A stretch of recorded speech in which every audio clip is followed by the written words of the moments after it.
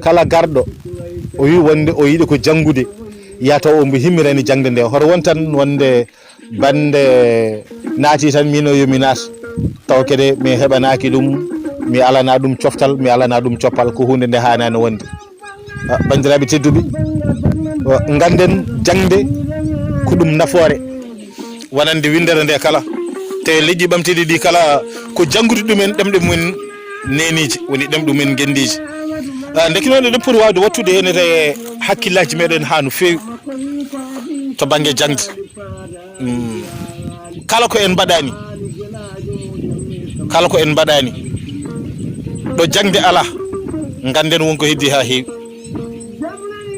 wonko keddorɗen ha heewi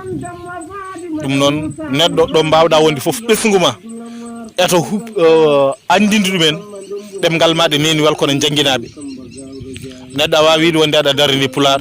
taw kadi ɓesgu ma haalata pular neɗɗo a wawi wiide wonde aɗa ardo pelle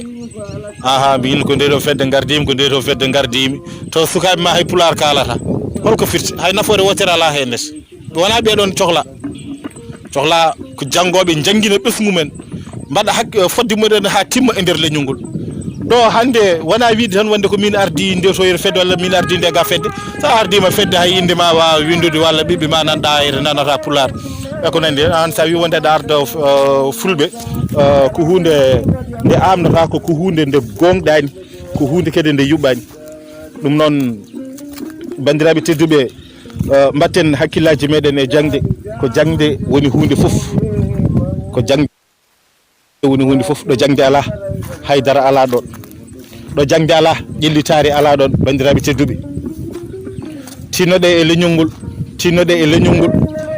andi wiyoɓe foof ina darini pular ya taw eɓe jangga aɗa yiiɗi fulfulde aɗa gonɗini ɗum ya taw aɗa jangga kono so tawi ɗeɗon nete gueɗe foof ngala henete an ko yo wi tan wonde kaari ko gendiyanke te an mbiteɗo gendiyanke hay inde ma a windude ɗum ko hunde yettirinde hande e nder leñol ngol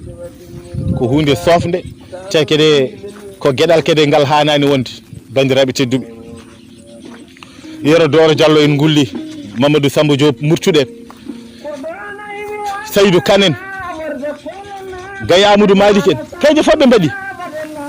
yo leñol ngol janggo ko haɗi en janggude bandiraɓe tedduɓe holko haɗi en janggude